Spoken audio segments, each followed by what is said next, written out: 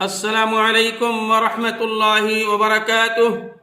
الحمد للہ رب العالمین والصلاة والسلام علی اشرف الانبیاء والمرسلین نبینا محمد صلی اللہ علیہ وسلم۔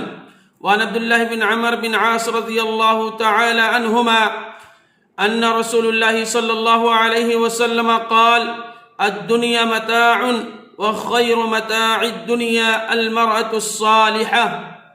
محترم سامعین و ناظرین کرام اور اسلامی بھائیوں، آج انشاءاللہ ہم آپ کو بتلائیں گے عورتوں کے ساتھ بھلائی کرنے کا ثواب۔ ایک انسان اپنی بیوی بچوں کے ساتھ حسن سلوک کرتا ہے، اچھا برتاؤ کرتا ہے، اس کا بہت زیادہ اجر و ثواب ہے۔ لیکن آج معاشرے کے اندر یہ دیکھنے کو ملتی ہے، لوگ اپنے بیوی بچوں کے ساتھ اتنا حسن سلوک اور اچھا برتاؤ نہیں کرتے ہیں جتنا دوسری بیویوں کے ساتھ کرتے ہیں، دوسرے لوگوں کے ساتھ کرتے ہیں۔ اللہ کی قسم، تاجدار مدینہ جناب محمد رسول اللہ صلی اللہ علیہ وسلم کی ایک حدیث ہے، اللہ کے نبی صلی اللہ علیہ وسلم اپنے گھر والوں کے لیے سب سے بہتر تھے۔ اس لیے ہمیں اور آپ کو چاہیے کہ اپنی بیوی کے لیے، اپنے بچوں کے لیے سب سے پہلے بہتر بنے، اس کے بعد دوسروں کے لیے بنے۔ اس حدیث کے اندر عبداللہ بن عمر رضی اللہ تعالیٰ عنہ روایت کرتے ہیں، فرماتے ہیں کہ اللہ کے نبی علیہ السلام نے فرمایا: دنیا ساز و سامان ہے اور دنیا کا بہترین سامان نیک عورت ہے، نیک اور صالح عورت ہے۔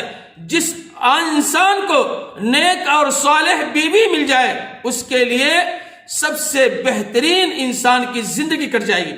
اس لیے کہ عورت جو ہے گھر کے سنبھالنے کے لیے، گھر کو دیکھنے کے لیے نیک اور صالح ہونا ضروری ہے، ورنہ میرے بھائیوں ایک عورت چاہے تو گھر کو جہنم بنا دے اور چاہے تو گھر کو بلندیوں تک پہنچا دے۔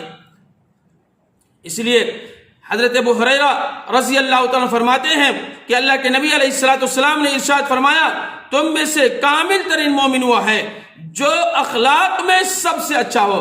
تم میں سب سے اچھا مومن کامل وہ ہے جو اخلاق میں سب سے اچھا ہو، اور تم میں سب سے بہتر وہ شخص ہے جو اپنی عورتوں کے حق میں سب سے بہتر ہو۔ ہم اور آپ اگر بننا چاہتے ہو لوگوں کے درمیان، اپنی بیوی بچوں کے درمیان، تو جو عورتوں کے حق ہیں سب سے پہلے اس کو آپ ادا کیجئے۔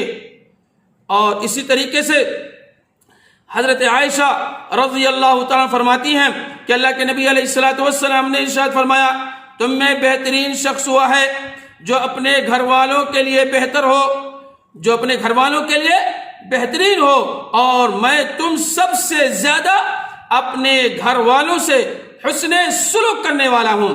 کون کہہ رہے ہیں؟ تاجدار مدینہ جناب محمد رسول اللہ صلی اللہ علیہ وسلم۔ اور جب تمہارا کوئی ساتھی فوت شدہ ہو جائے، وفات پا جائے، تو اسے چھوڑ دو، یعنی اس کی کوتاہیوں کو تذکرہ مت کرو۔ جو اس کے اندر کوتاہیاں تھیں یا برائیاں تھیں اسے تذکرہ نہیں کرنا چاہیے۔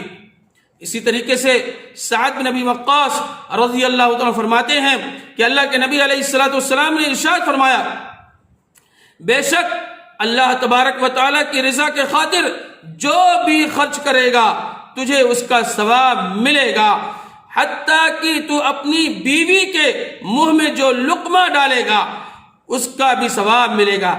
اگر کوئی شخص اپنی بیوی کے منہ کے اندر کھانا ڈالے، لقمہ ڈالتا ہے، اس کا بھی ثواب اسے ملے گا۔ اللہ اکبر، کتنی بڑی سعادت کی بات ہے۔ تو ہم اور آپ کو چاہیے میرے بھائیوں کہ اپنی بیویوں کے ساتھ، اپنے بچوں کے ساتھ حسن سلوک کریں، اچھا برتاؤ کریں، اور اپنی بیویوں کی نظروں میں اچھا بنیں، دوسروں کے لیے نہیں، پہلے اپنے گھر کے اندر بنیں، اس کے بعد آپ باہر بنیں۔ اسی طریقے سے سیدنا ابو مسعود البدری رضی اللہ تعالیٰ عنہ سے روایت ہے، وہ فرماتے ہیں کہ اللہ کے نبی علیہ السلام نے ارشاد فرمایا: جب کوئی شخص اپنی بیوی پر ثواب کی نیت سے خرچ کرتا ہے، جب کوئی شخص اپنی بیوی پر ثواب کی نیت سے خرچ کرتا ہے تو وہ اس کے لیے صدقہ ہو جاتا ہے۔ اللہ اکبر، کتنی بڑی چیز کی بات ہے۔ تو ہم اور آپ اپنی بیوی پر ثواب کی نیت سے خرچ کریں اور اللہ رب العالمین اس کا اجر و ثواب بھی دے گا ہمیں اور آپ کو، اور یہ چیز صدقہ بھی ہو جائے گی۔ تو ہمیں اور آپ کو چاہیے کہ ہم اپنی بیوی اور بچوں پر خرچ کریں، اور حسب طاقت حسب ضرورت انسان کو کرنا بھی چاہیے۔ اور اگر انسان اپنی بیوی بچوں پر خرچ نہیں کرتا ہے، دوسروں کی بیویوں پر، دوسروں کی عورتوں پر خرچ کرتا ہے، تو یہ جان لیجئے میرے بھائیوں، گھاٹے اور خسارے کے اندر ہیں، دنیا کے اندر بھی اور آخرت کے اندر بھی خسارہ اٹھائے گا۔ اللہ رب العالمین سے دعا ہے کہ الہ العالمین ہم تمام مسلمان بھائیوں کو عورتوں کے ساتھ بھلائی کرنے کا توفیق عطا فرما۔ الہ العالمین ماضی کے اندر جو غلطیاں سرزد ہوئی ہیں تو اسے معاف فرما دے۔ الہ العالمین ہم میں سے جن کے والدین اس دنیا سے جا چکے ہیں، الہ العالمین ان کی قبروں کو تو روشنی سے بھر دے اور انہیں جنت الفردوس کے اندر جگہ عطا فرما۔ الہ العالمین ہم میں سے جن کے والدین زندہ ہیں تو ہمیں توفیق دے، ہمیں ہدایت دے کہ ہم اپنے والدین کی زیادہ سے زیادہ خدمت کر کے اپنے آپ کو جنت کا مستحق بنا لے۔ ربنا تقبل منا انك انت السميع العليم وتب علينا انك انت التواب الرحيم۔ السلام علیکم ورحمۃ اللہ وبرکاتہ۔